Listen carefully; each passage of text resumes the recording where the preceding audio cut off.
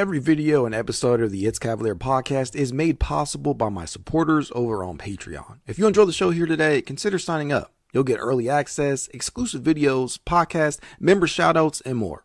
And as always, thank you for watching.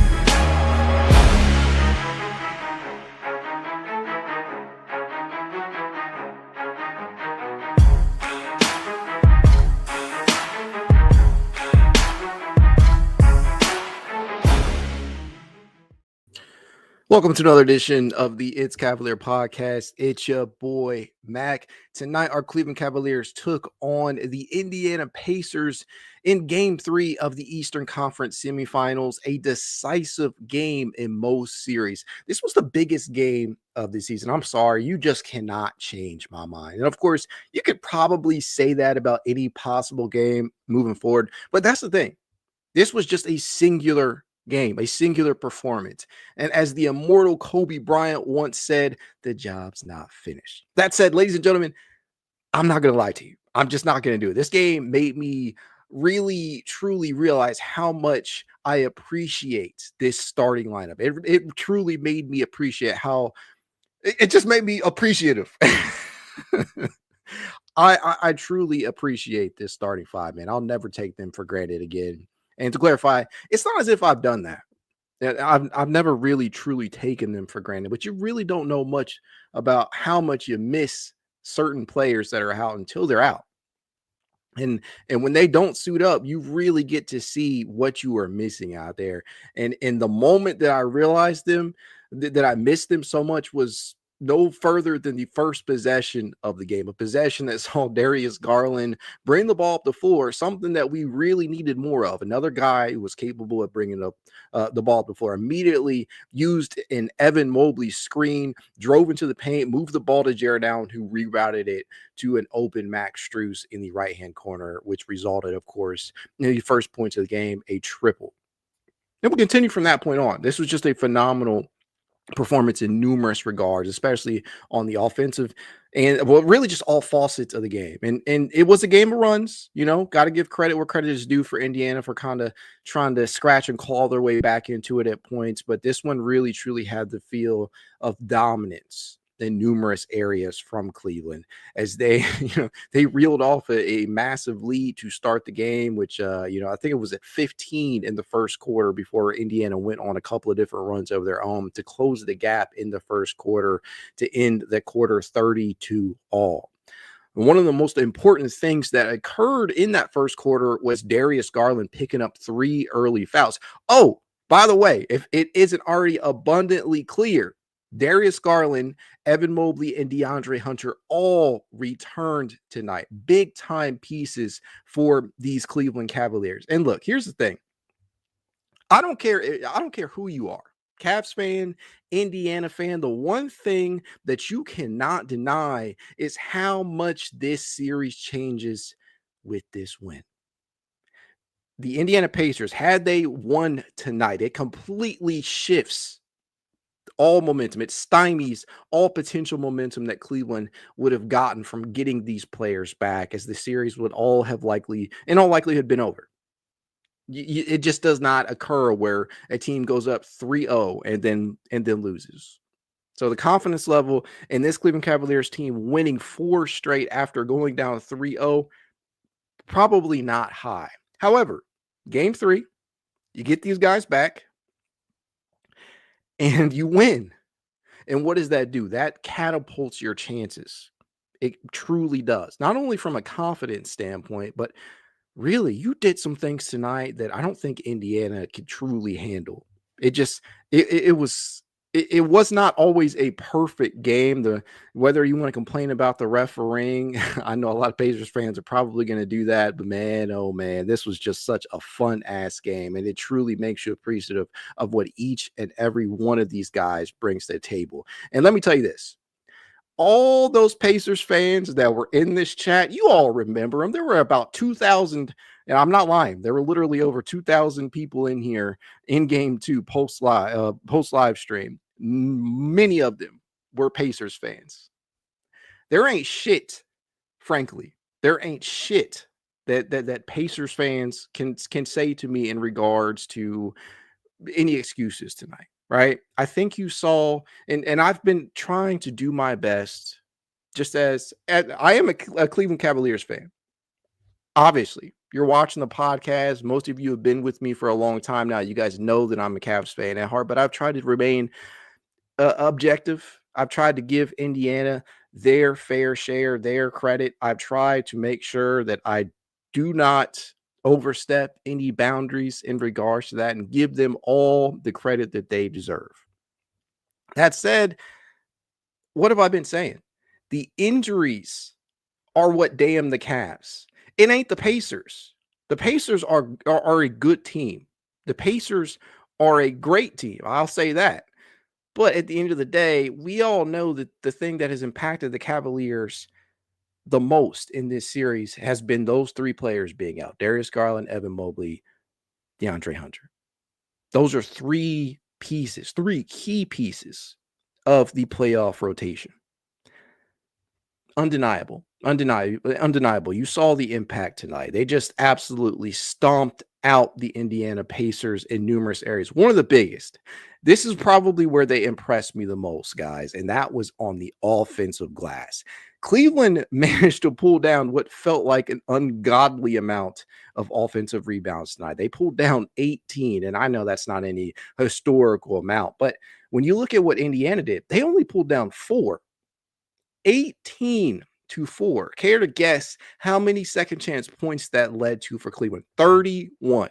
The Cleveland Cavaliers, your Cleveland Cavaliers, scored 31 second chance points to Indiana's 9. They absolutely hustled and just gave it their all on all missed shots tonight. You saw numerous players, whether it be Max Strus or Jarrett Allen or Evan Mobley or Sam Merrill or Dean Wade, they all were out there hustling to get to missed shots. It wasn't just the offensive glass, but the offensive glass was where that impact was felt the most. None more so. I mean, Donovan Mitchell had 5 of them. Donovan Mitchell had 5 offensive rebounds. Evan Mobley had 5 offensive rebounds. Jarrett Allen had 4 offensive rebounds. Max Strus had 2. It just, the list goes on. They made sure to follow up on all missed shots while knocking down their fair share.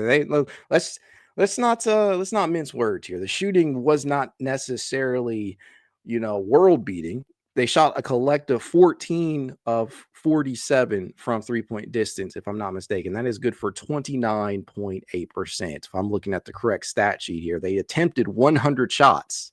If that don't tell you how many opportunities they got, because Indiana only took 80 shots tonight. They took 20 more shots.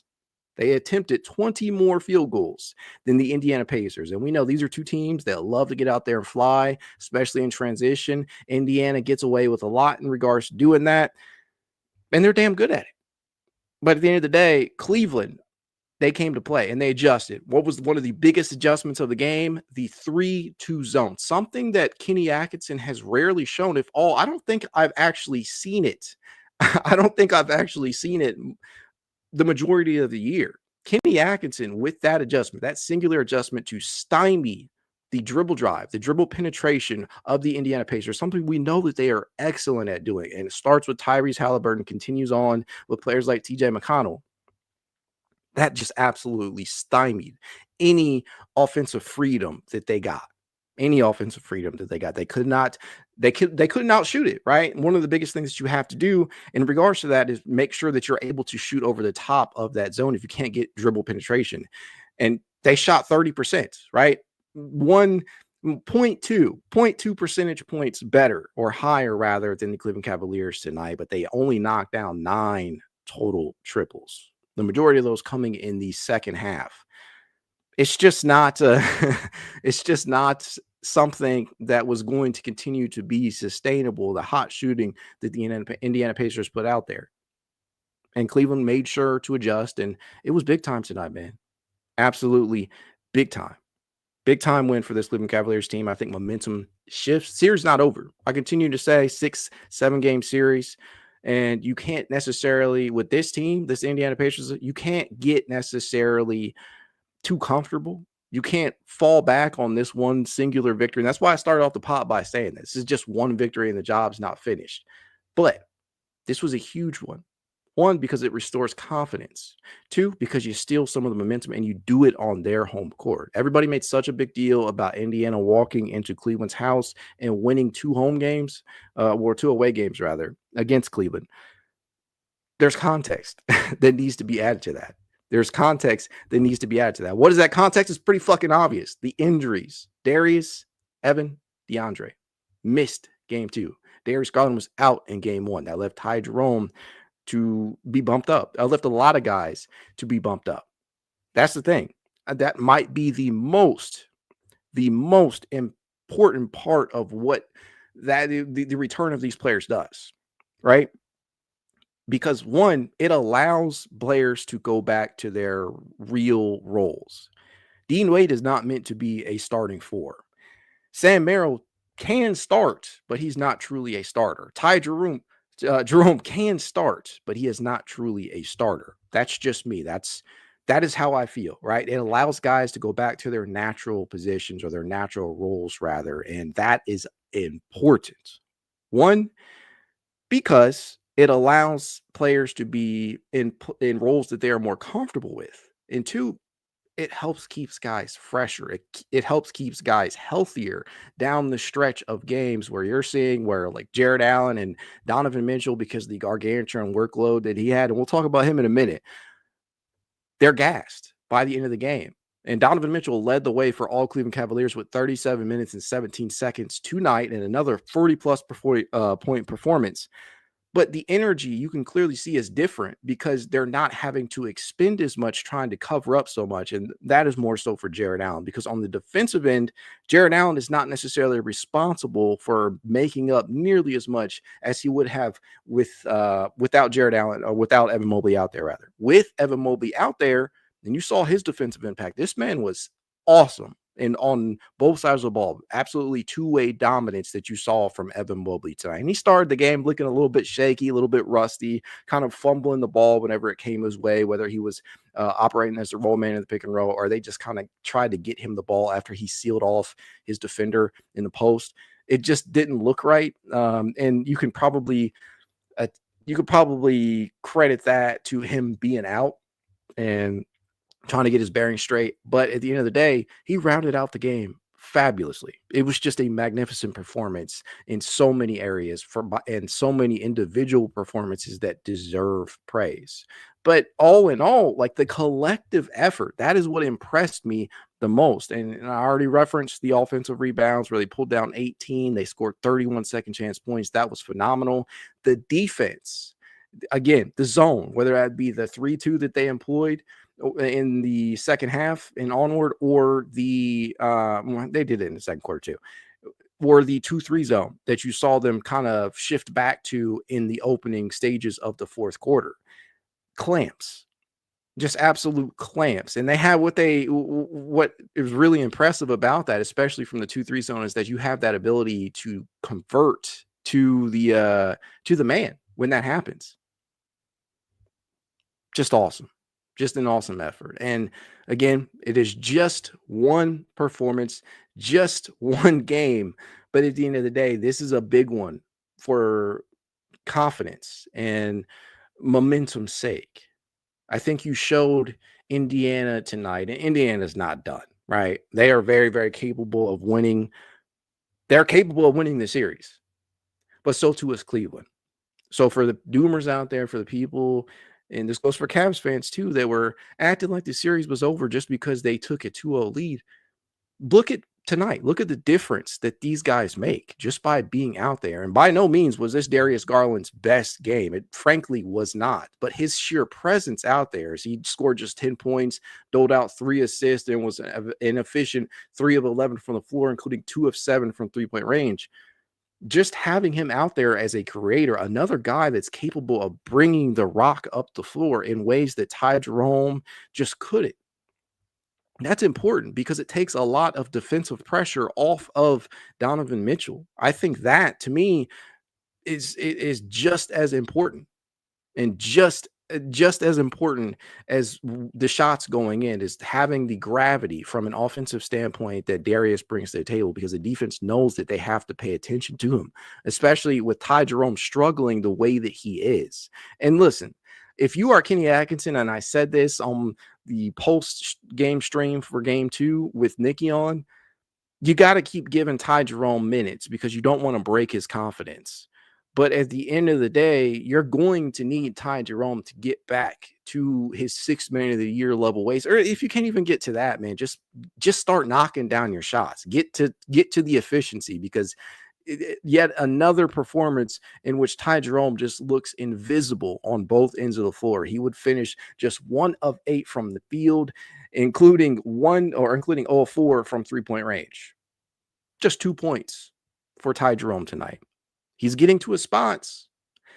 He's just not finishing.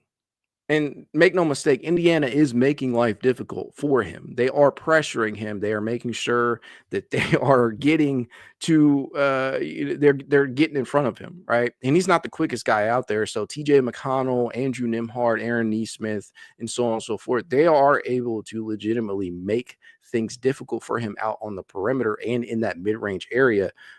But Ty is also not doing himself any favors. So we need to get him rolling again if the Cavaliers intend to win a title this season. If they intend to advance past this round, it's probably going to require Ty Jerome to get back to playing better basketball. That's that's about as blunt as I can be in regards to Ty. And I'm a huge Ty Jerome fan, but he has just been asinine in this series. He was phenomenal, frankly, in the Cavaliers' first round series against the Miami Heat. But now in 3 games against the Indiana Pacers, our 6-man of the year candidate is averaging just 8.3 points, 3.7 assists, and 2 rebounds. But the worst part about this is the efficiency, right? It has been absolutely just, there are not very many words that I can use to describe what the shooting splits look like. I mean, it is literally the shit that shits. It has been that bad. There's just no good way to put it. I cannot sugarcoat it. He is shooting,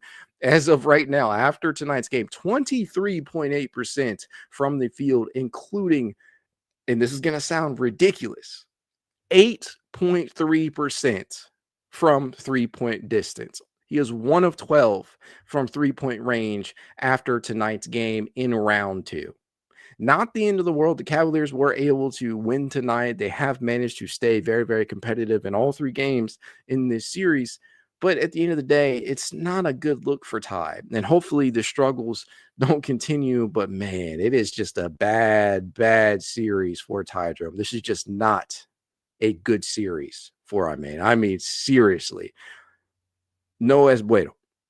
Eso es basura. It's just bad. It is just totally bad for Ty Jerome. But we move. He'll be okay. Again, I think that Kenny Atkinson continues to give him minutes. And tonight, when you look at the stat sheet for Ty Jerome, he played 13 minutes and 29 seconds. And I think that was kind of the right move. Kenny, when he senses that Ty is going through some of these stretches, he was quick to replace him with Sam Merrill. And Merrill, despite scoring just 3 points on the night, was a plus 18. And a lot of that was because of his work on the defensive end, man, especially in that zone. Working in that zone, that was really something that accentuated how impactful he can be as a defender. Because one of the things that we have really talked about ad nauseum on this channel is the screen navigation, the ability to chase his opponents around these screens. As an off-screen chaser, he grades very, very highly within 90 plus percentile in both of those categories. He's just been a phenomenal defender going off screens and a screen navigator. But in that zone, it really his strengths, because he's not a perfect isolation defender. He can hold his own, but where they ask him to play at a lot of times is at the 3, and he is quite undersized, and he can be beaten in that fashion. Not the best athlete out there, not the tallest guy out there. So in isolation, he can be beaten. But in the zone, that really allows him to showcase his strengths. And so Sam, in an area in a game where Ty Jerome, in a series rather, where Ty Jerome was just stinking it up, Sam has been there to pick up some of the slack. Another player who is really, and if I'm being honest with you, the player who might be impressing me the most right now in this series, it might be Max Strus. I'm sorry. I know Donovan has been awesome. I know that Evan, again, him being back out there just changes everything, because on the defensive side of the ball, he just allows Indiana to get away with nothing. He allows them to get away with nothing. The dribble penetration, he's right there to protect the rim. He can switch out to the perimeter. But Max, man, Max might be the most impressive part of this series. And I know game one was what it was, but even in game one, he was doing some things out there that were legitimately impressive. But Max, man, it's 20 points tonight, another high-level performance from him, 7 rebounds. So he's active on the glass. I already told you he was active on both the defensive glass and ending possessions for Indiana, and he was active on the offensive glass, pulling down 2 of his own. Not only that, the man was out there diming people up, 7 assists. Max Strus has had a very, very good series so far, despite the Cavaliers still being down 2 games to 1. I am very, very impressed with Max. Through these 3 games in this series, he is averaging 16.7 points, 7.3 rebounds, and 4.7 assists, while shooting 46.2% from the field. So the efficiency is up. And the best part, he's knocking them things down from 3-point distance, 39.3% from 3-point distance. He has 11 of 28 from 3-point range. Phenomenal stuff from Max Strus, and it has led to him being plus 12 total in all 3 games. He was plus 32 according to StatMuse tonight. He was minus 14 in game 2, and he was minus 6 in game 1. So the bulk of the plus minus comes from tonight, obviously. But nevertheless, Max Strus has probably been the most impressive part of this series for me. I know Donovan, again, back-to-back 40-plus point performances, but man, the impact of Max it cannot be lost. It truly cannot be lost. And I already mentioned Donovan Mitchell with the stellar performances that he has had. My guy, he is out there doing everything that the humanly possible from an offensive standpoint. You saw him step up at points tonight on the defensive end. But in this series, Donovan Mitchell is quite literally averaging 41.3 points, 6.3 rebounds, and 6 assists. That's just fucking insane. I'm sorry. That is insane. 33 points in game 1, 48 points in game 2, and 43 points tonight. And he's only playing 35.6 minutes per game. The efficiency from 3-point distance is still not there, as he is just 7 of 31 from 3-point range in the second round. Overall, with the bulk of that coming tonight, it was nice, right? After going a combined 2 of 18 from 3-point range in games 1 and 2 combined, he went 5 of 13 from 3-point distance tonight. But that still leaves him with a 3-point percentage of 22.6% in the second round so far. But overall, the man is getting to the rack. He's still shooting 47.2% from the field overall. And that should tell you something. And if a player has a high volume of attempts from 3-point distance, which he does, 31 total attempts in the series, but he's still shooting 45+% from the field, that should tell you how efficient he has been inside the 3-point line. And a lot of that, the bulk of that is coming in the painted area, where this man is just knifing inside. Through 3 games in this series, I shit you not, Donovan Mitchell has attempted 44 free throws.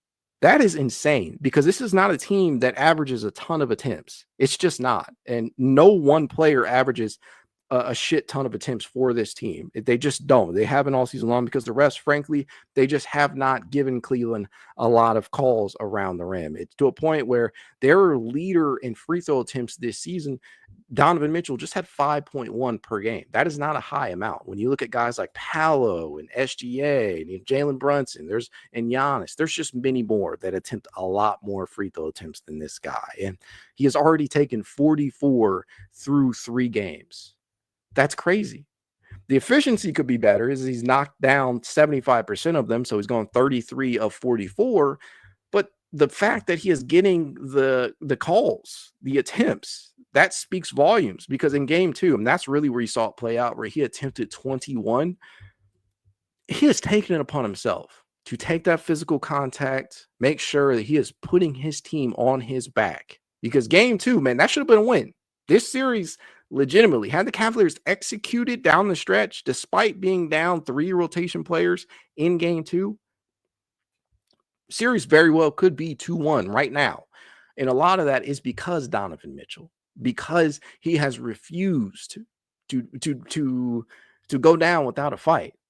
And it continued tonight. It was back-to-back 40-plus point performances, and I have just been very, very impressed with Donovan. Playoff Spider, he has come to play. But, man, he's absolutely getting mauled out there. He is getting beaten up. There have been numerous times where this man has, like, hit the floor, or he's been tackled. It is what it has felt like, going out of bounds or pushed in midair.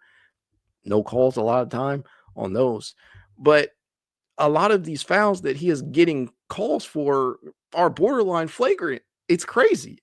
But at the end of the day, man, it's just it has been him trying his best to carry this team in the absence of two of the biggest pieces, or 3 rather, of the biggest pieces on this roster when you talk about DeAndre Hunter, when you include him in there. And here's the thing, right? I haven't even really mentioned DeAndre Hunter tonight, but although DeAndre is not somebody that went out there and scored a ton of points, as he put up 8 off the bench and was just 2 of 6 from the field, including 1 of 5 from 3-point range, the thing that DeAndre Hunter gives you is another creator off the bench, another player, just like Darius, who is capable of bringing the ball up the floor. He did it numerous times tonight. I think the Cavaliers greatly missed another guy that was capable of doing that, regardless of the shot going in or not. And believe it or not, I mean, obviously you should believe it, but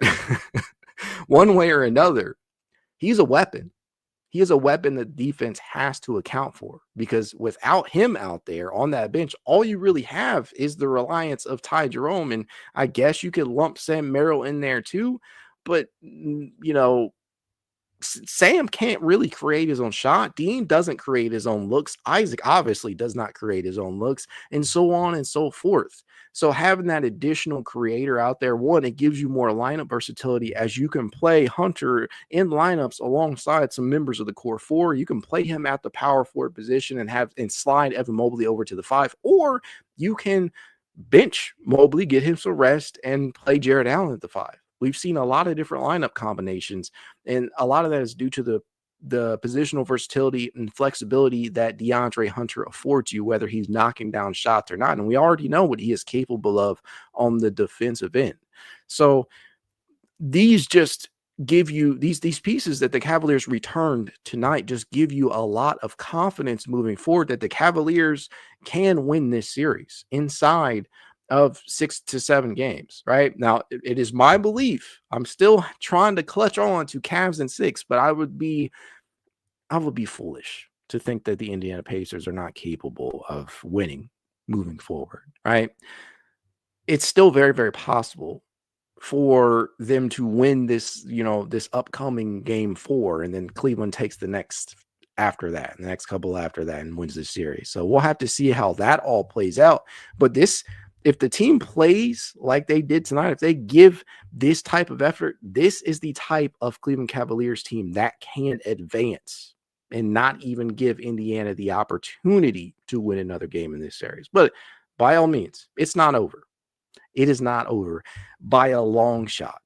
You still have to, you're still down at the end of the day. You're still down 2 games to 1. So Cleveland, if you want to win, you're going to have to continue to maximize your effort on the glass out there. You're going to have to continue to maximize your effort on the defensive end, and you're going to have to get more out of some of your other players off of your bench, because we cannot expect Donovan Mitchell to continue to score 40 plus points. And honestly, you can't necessarily expect the refs to continue to award these fouls because there are some questionable ones out there that they were either missing or they awarded Cleveland, right? So again, end of the day, it's just one game. You can't necessarily hang your hat on tonight's performance entirely. You have to keep moving. You have to have a short-term memory, and you have to make sure that you can replicate this. But the thing to me is they can. They can replicate this. And that's the scary thing if you are Indiana, right? Because Indiana, it's not like they performed adequately. And let's be honest, the Pacers have not played peak basketball in this series. They have just been excellent in fourth quarters. They have outplayed Cleveland in the two prior fourth quarters. Now, tonight, when you look at the score summary breakdown, Cleveland did outscore Indiana 29-25 in the fourth quarter. And honestly, it's been up and down because Indy goes on these little runs. They'll go on like an 8-0 run or a 10-0 run or something like that, and they'll get themselves back into the game. And at one point tonight, really two different opportunities for them to climb and scratch and claw their way back. And you have to be aware of that because their offense, especially with the pace that they play at, is fully capable of getting them back into games. And they made mention of it numerous times on the broadcast. But if you're Cleveland, you always kind of have to be weary of Indiana in the fourth, and you have to make sure that you put your foot on their necks and just beat them. You got to finish it. You got to close it out. And tonight, unlike game two, where they had multiple 20-plus point leads, they finished it out. They closed it out, and they outscored, they out-hustled, they out-efforted Indiana. And it was nice to see that. And a large portion of that, as you are well aware of, is due to the return of those three players, man. Just nice. It feels nice to be on the opposite end, of the win-loss column after being down the last two. So good to see Cleveland get back into it. With that being said, let's hop into the chat. Let's see what we got going here from this large set of people. William Hooper says, wow, it's like we are better when our starters are healthy. I mean, yeah. I mean, listen, if you're an Indiana Pacers fan, I'm sorry. If you're a reasonable Pacers fan, right? Because there are some people that were in this chat in the last two games that were just talking their heads off. And, the funny thing is that they're noticeably absent. That's what always cracks me up about these streams. When the Cavaliers get beat, the opposing fan base will hop right in and talk a bunch of shit. But the moment that they lose, especially in a dominant win by the Cavs, they're gone. They're non-existent. They will not say a word, not a peep. It's just funny to me. Yes, the Cleveland Cavaliers are obviously the better team when they're healthy in terms of a talent standpoint. XBeat says we are a better overall team without injuries and bad refs. Top and Fowler Mitchell should have been flagrant one. I agree. Jay Quest says Donovan is him. John Montia says where are the Pacers fans now? JDS says good dub. Now we need to tie it up. I agree. Again, you can't hang your hat just solely on tonight's performance. You have to continue to go out there and play the way that you have played in tonight's game. X Factor 2005 says, where are the Pacers fans now? Multiple people asking that. Nilsson says, Max Strus has been brilliant this playoffs. He absolutely has. Brilliant Damage says, don't agree with the Okoro DNP. Ty need to not play next game. Now, I think you got to continue to give Ty the opportunity at the very least. You don't have to give him high minutes. And again, he played just about 13 tonight. But it's important to make sure that you have that additional creator out there. You're going to need it because with Darius Garland not necessarily be 100, with DeAndre not being 100, you need another guy out there that can create as well. And as much as he has struggled, he still is somebody that the defense has to respect, at least on the offensive end of the basketball. So as much as it pains me to say, I think that the game plan is correct, right? In playoff basketball, it's game to game. It truly is. Isaac could go from playing 15 to 20 minutes to playing 30 in a heartbeat if you need him to. He could go from playing 30 conversely to 10 or 5. It's just entirely dependent upon what the game calls for, and especially from your reserves. And I think that is important for your coaching staff to manage and understand what is occurring on a game-to-game basis. Wunakahar says bad officiating. I agree. 2A Fanboy says we def need game 4, but I like what the Cavs did this game. Pacers looked lost against the zone. They did. They just could not shoot over it. They were making terrible decisions. There were numerous times where they would bring the ball up the floor, or they would rather sprint up the floor and just take the first available shot they could find, or pull up with 2 or 3 defenders around them. And what really fucked things up for them, Evan Mobley.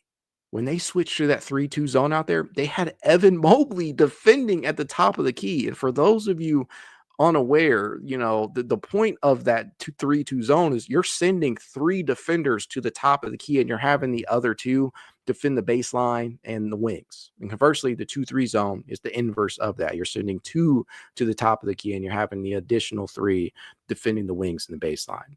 So when you throw your defensive player of the year, a guy who plays both the 4 and the 5, and you're making him be the guy at the top of that, that's insane to me, because not a lot of teams can do that. And that's a masterful adjustment from Kenny Atkinson. So that was crazy, man. That was crazy. Credit to Kenny Atkinson, and who has taken some flack in this series for various reasons. But man, him at the top in that 3-2 zone, that was something that Pacers really just did not have an answer for, because he just ruins your line of sight. If you're the ball handler, where are you getting that ball to? I mean, we know Indy is a really, really good mid-range shooting team. We know that they are capable of shooting the lights out. We've seen it. We saw it in game 1, and we saw them do it in round 1 against the Milwaukee Bucks. But man, getting to that 3-2 zone, they just had problems with that. And when they switched to the 2-3 in the 4th, they still had issues with it.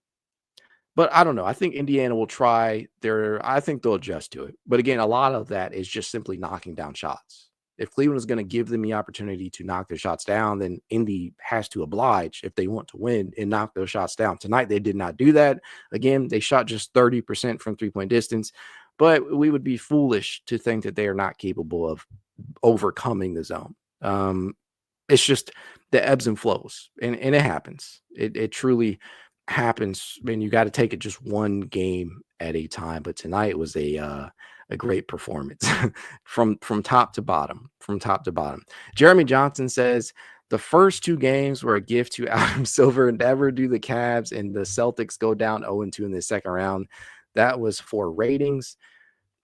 Credit where credit is due to the Indiana Pacers. They won. They won the first 2 games. I won't stoop to that level and say that Adam Silver, and I'm sure you're joking, but I don't think it was anything other than the fact that they executed when they needed to execute. And Cleveland tonight, they did.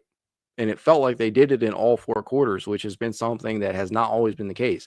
A lot of times the Cavaliers will outperform their opponent in 3 out of the 4 quarters in the ball game and find themselves letting the opponent get back into it. And tonight it just did not feel like that. The Cavaliers, for every run that Indiana went on, Cleveland matched it. And that, to me, is a very impressive feat, because not only do you show that you can respond, and they responded in that second quarter, right, where they immediately reeled off a run of their own and they went to that zone, and it was very, very effective, and it led to them going up 66-45 at the half, right? They just didn't really have an answer for that zone. So I really wonder what Kenny Atkinson decides to do come game 4. Does he start the game with the 3-2 zone? Does he start the game with 2-3? Does he go man? Or does he just let the game dictate how the flow of things should be? And probably it's going to be a combination of these things, right? Because obviously Indiana's going to look at the film. They're going to see what or where they went wrong. They're going to see how they can beat that zone, and they're going to have to adjust. But man, it's such a nice job on both ends of the floor. Just Drop 34 says we locked down the paint and forced the outside shot. Masterful game plan by Kenny. Mobley and Allen have the paint locked down like Fort Knox. More of that in game 4. And assuming that we didn't get any like late game injuries that we are not being made aware of, I think that is a relative reality that is going to set in for the Pacers. Because listen, a couple things shake out right in game 1, the Cavaliers win. Cavaliers execute in game 2, the Cavs win. The Cavaliers did that tonight, and they won. So moving forward, both teams are going to be on edge. because both teams know that they are capable of winning. So we'll have to see. We shall definitely see. Antoine Cunningham says, Mac, if we win game 4, do you think we win this series? Game 4 is critical. In the same fashion that game 3 was a decisive game, and it usually is for any NBA series, right? Anytime you have a game 3, especially if you're down 0-2, game 3 is usually the make or break game. If you do not win that game, you are not likely to win the series. But as I mentioned to open the pod, every game moving forward is going to be the most important game of the season. It truly is. If the Cavaliers win game 4, yes, I think I truly honestly believe the Cavaliers will end up winning in 6 games. But even if they lose game 4, there is still the potential for them to win the series in 7 games. But they have to give similar efforts on the glass, on the defensive end, as they did tonight. But we've seen this team replicate this type of thing numerous times this year. And I know that they have at certain times struggled against the Pacers during the regular season. And listen, it's all semantics. People are going to say all the live long day, oh, the Cavaliers were missing this amount of rotation players, or Indiana, they won the last 2 games of the regular season when Cleveland didn't have anything to play for. But the reality of the situation is that Indiana has shown you that at the very least, they can hang with you if you don't take them seriously, for one. And two, you're just an injury away from being right back where you were in the first 2 games of this series. So you really, really have to look to take it to them. And I think the Cavaliers went out there tonight from start to finish with a point to prove. And it was wonderful. It truly was. Garland even picking up those. And I'll tell you what I really like to see was the emotion in this game. The Cavaliers, there was a lot of emotion tonight. You saw it with DeAndre Hunter. You saw it with Darius Garland, and, picking up that 3rd foul in the first quarter where it probably should not have been called for the push off. But regardless, that was still on Garland to know the situation. They're showing emotion out there. And DG missing the prior 4 games, hell yeah, he was going to be emotional out there. Donovan Mitchell is one of the most, he just wears his emotions on his sleeves during the game. You can tell what he's thinking, what he's feeling. And that goes for the Indiana Pacers as well, right? Ben Mathurin is another one of these guys, another one of these athletes out here in the NBA that you can really tell what, the expression on the face paints a really solid picture of what he's thinking. Has a hard time containing his emotions. And the double technical was a really, really good, and DeAndre deserves credit there too, I suppose, if we're talking about emotions. But yeah, you got to stay even keeled for this Cavs team, not lean too far into thinking that the series is over, because it's not, because you're still down.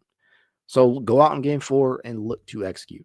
Jeremy Johnson says Cavs in 6, but game 4 is pivotal. Yeah, again, in the same way that tonight was pivotal, game 4 will be. Every game moving forward will be the most important game of the season for this Cavaliers team. Provided number 1 says going to be a battle Sunday, real spill extremely. He also says, Mac, we brought him back. Yeah, we did, man.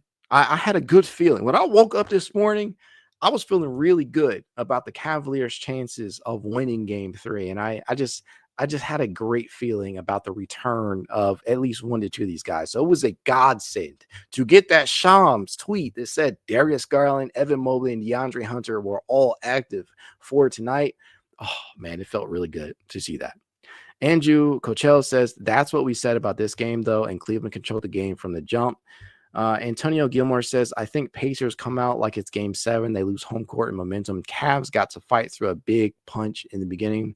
In game 4, that will most certainly likely be the case. And again, this is a very physical team.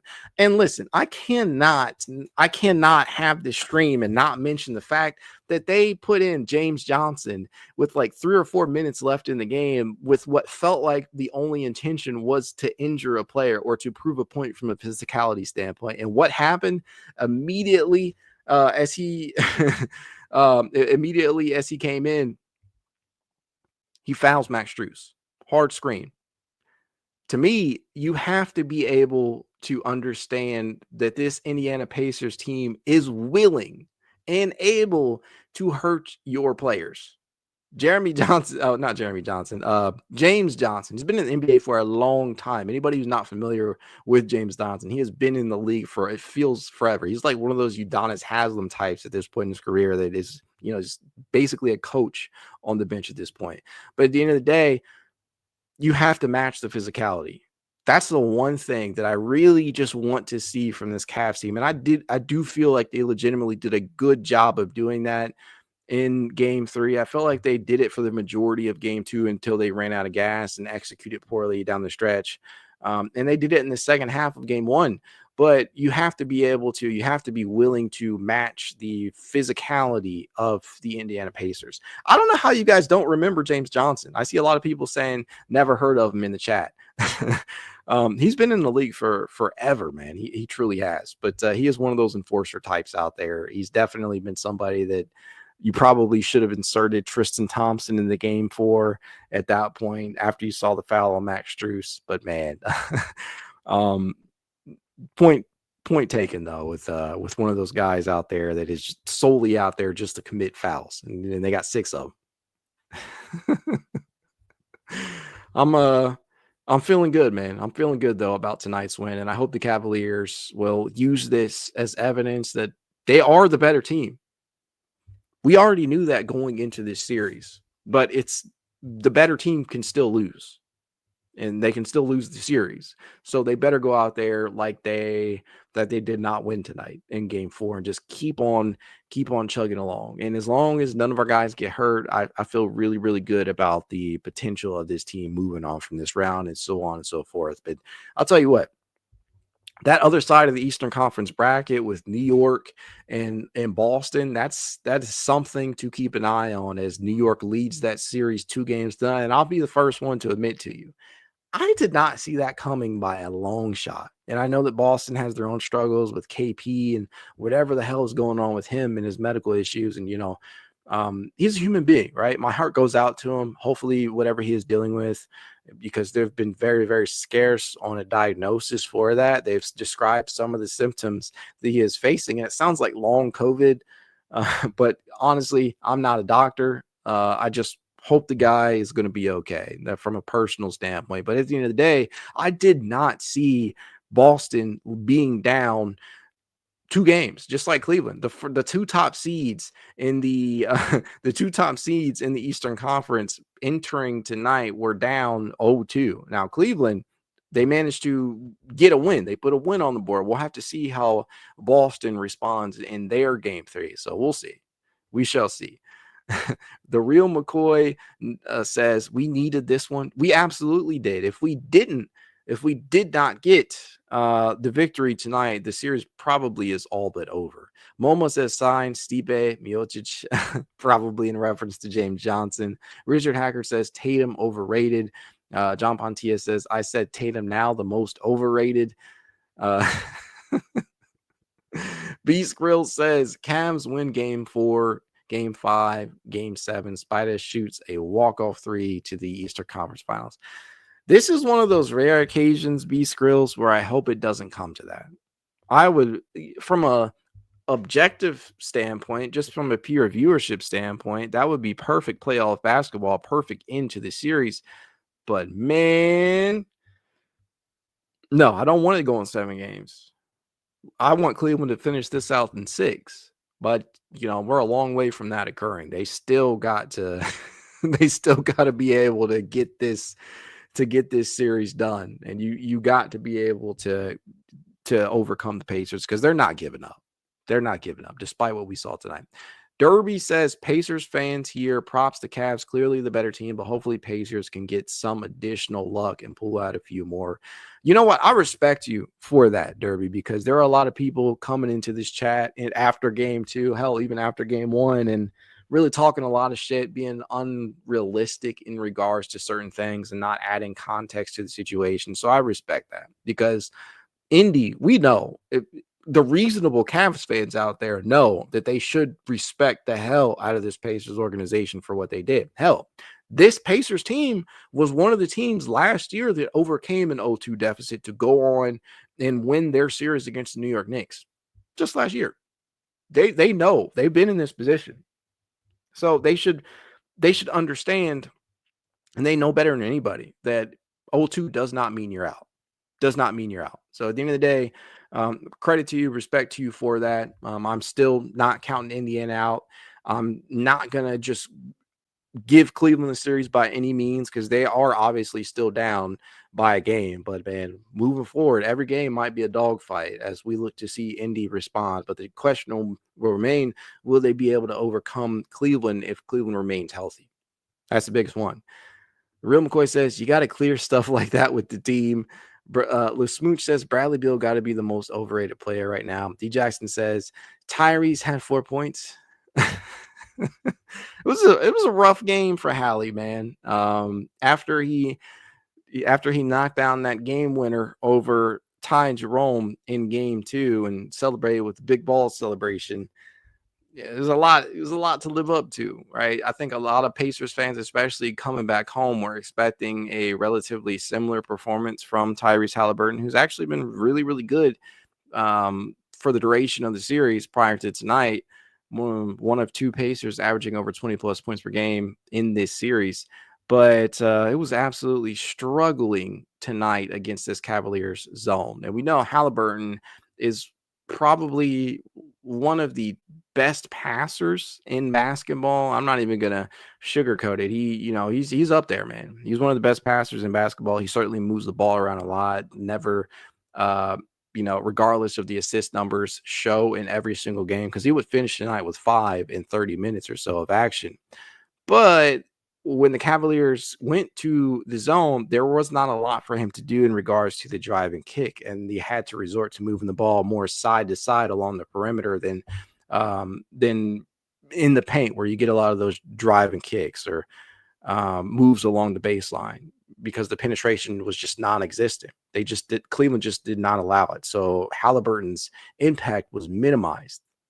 And the shot making just wasn't there for him either. He went just 2 of 8 from the field himself, including 0 of 1 from 3-point range. Didn't attempt a single free throw tonight. So he was nullified the same way that it felt like Ty Jerome got nullified. And that was good to see, especially after the game winner. So let's go. Real McCoy says, finally saw some Cavalier b-ball. Andrew Coachell says, my blood pressure can't take any more close games. I hate to break it to you, but we're probably going to see that be the case moving forward. I don't think it's going to be a walk in the park by any means. And there were stretches tonight where it felt like, hey, this is going to be a game of runs. I tweeted that out. I was feeling like this game was going to come down to the wire, and ultimately I'm happily wrong. I'm happy to be wrong about that. But man, we'll see. Josh R says the Pacers crowd getting all pissy tonight was kind of fun to watch. I think they were really charged up about some of the foul calls that went Cleveland's way. But again, this is the thing, man. This is the thing. Officiating, and I said this after game 2, even when it felt like Cleveland got the benefit of the doubt on a lot of calls, it is not the calls that Cleveland has gotten, because they've gotten a lot of calls. It's very specific calls that are either not being called, as you saw in game 1, where it felt like a lot of physicality was allowed from the Pacers, whether that be pushing guys in midair, or not allowing guys landing space or being up in somebody. It's just a lot of physicality is being allowed. And I think that Indiana, their home court, they saw some of that being returned. Like the one that comes to mind for me was, I believe it was Jared Allen's defense in the painted area I think it was Pascal Siakam. It was either Pascal Siakam or Miles Turner, where they're just the defense. And I think it was Turner, if I'm not mistaken. Turner tried to jump. No, it was Thomas Bryant. It was Thomas Bryant.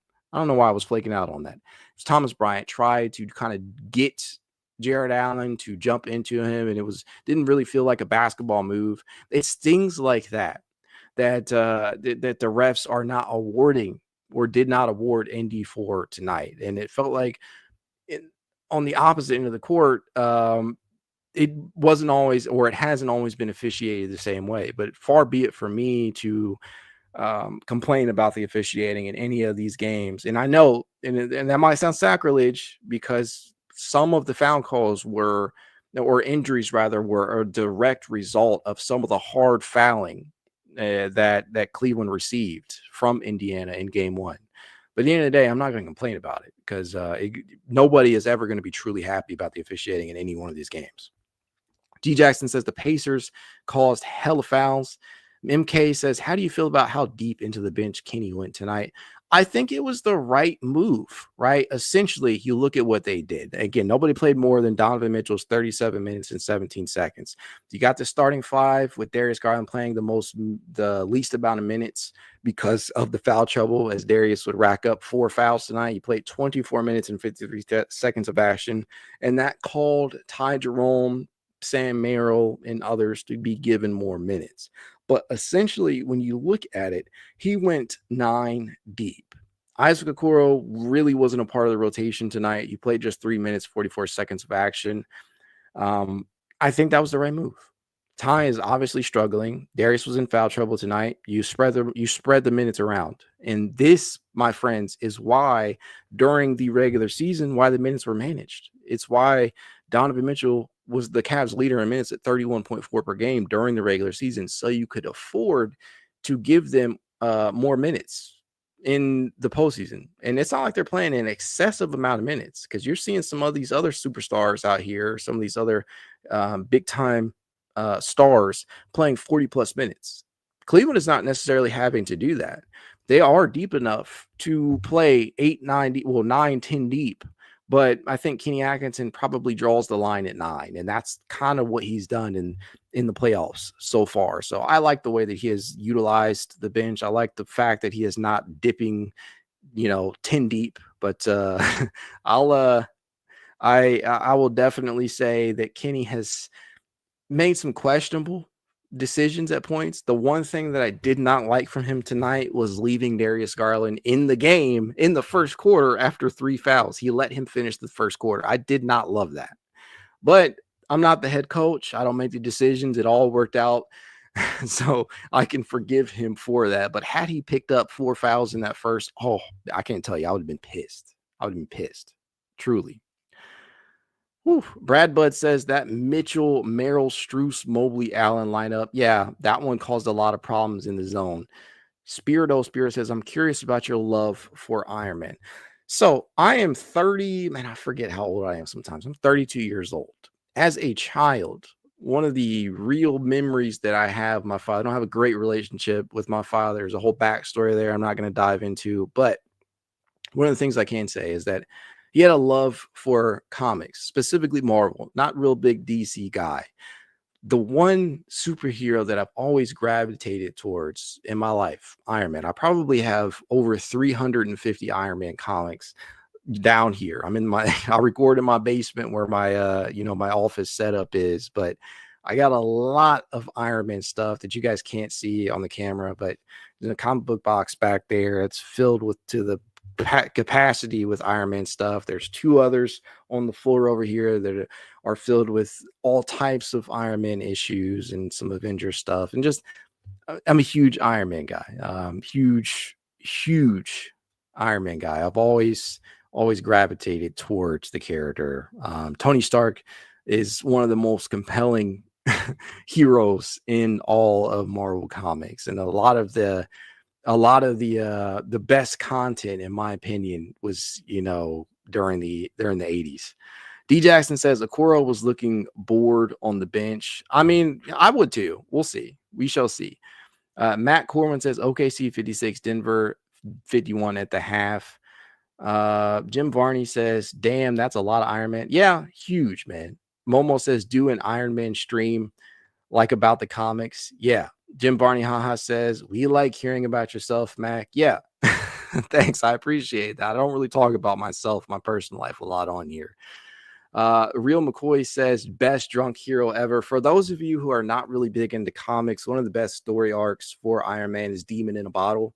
I would definitely look into getting into that one if you're interested into getting into some of the I won't say origins, but getting into some of the better story arcs for Iron Man. Demon in a Bottle is definitely up there.